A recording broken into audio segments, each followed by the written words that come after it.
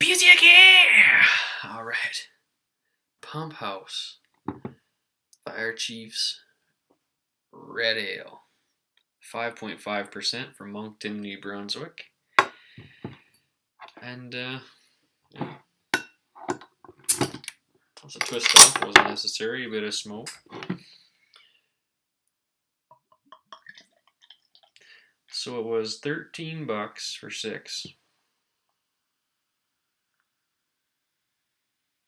Alright.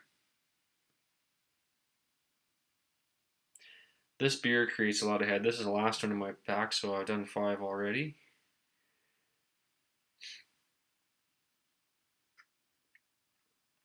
Oh. So there we are.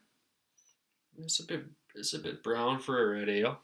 A little bit of tobacco, coppery, caramel colors going on, and pretty pleasant aroma. Bit of malts.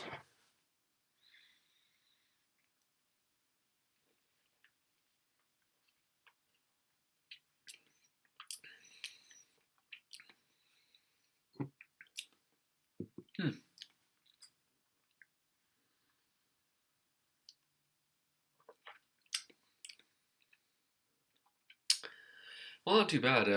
You can definitely get a lot of head out of this beer if you pour it a little bit insane.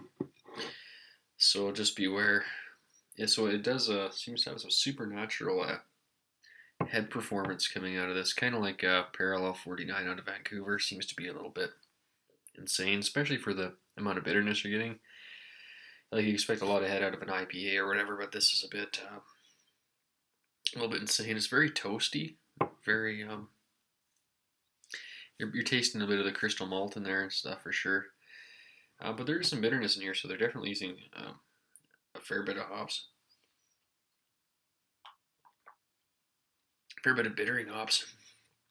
But a lot of that's coming from your maltiness, kind of that caramely. Yeah, it's picking up a lot of caramel actually.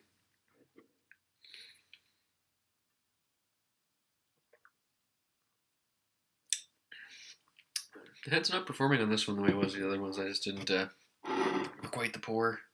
It was pretty like ridiculous. But of course, this lacing balls like it's pretty good in that department. But it seems to be kind of a low carb. It's bubbling a bit. I think you're gonna get that. Caramely, nutty. A little bit of bitter in the back. It's fairly well filtered, I would say. There's not a whole lot of grit in there, as they're not typically with a red ale anyway, but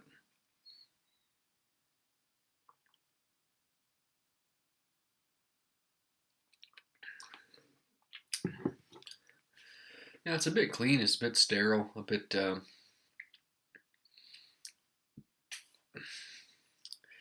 yeah, a bit of a crowd pleaser maybe. Like it's not a very rugged, earthy red ale. You're getting a crystal malts, bit of a filtered taste, bit of lacing. There might be some performance enhancing ingredients going on here, maybe with involving the head and maybe involving a bit of the hops possibly.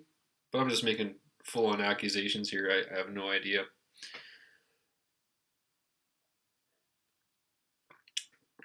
This one should be pretty easy to do.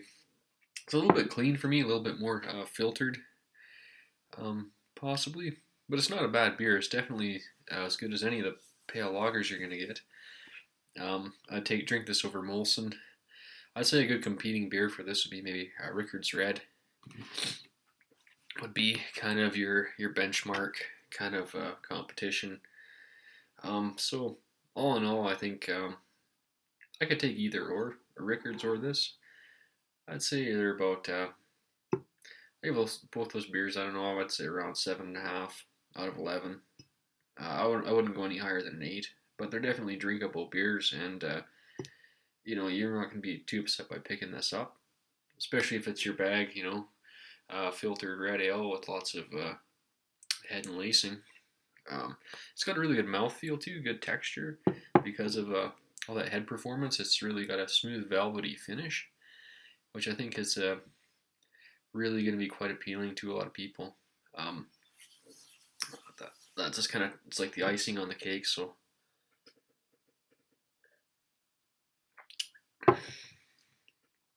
yeah, for me, another perk on this one would be the bit of the nuttiness mixed with the maltiness on this one. So that kind of fills it out.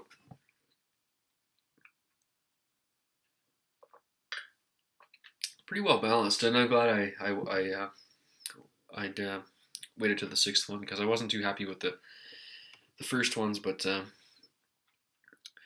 I just meditating on a little bit, whatever. Haven't been able to talk all week. I don't know why. Sorry.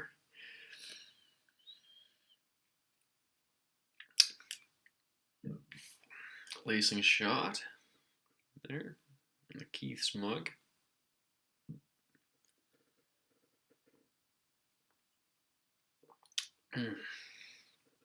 Yeah, pretty nutty. I wouldn't go too high. I don't know. That's a toss up. Rickards or this one, but well, we'll call it 7 3/4 out of 11. We Spinal Tap shit around here, so it tastes better. Beerzerker, and I'm out.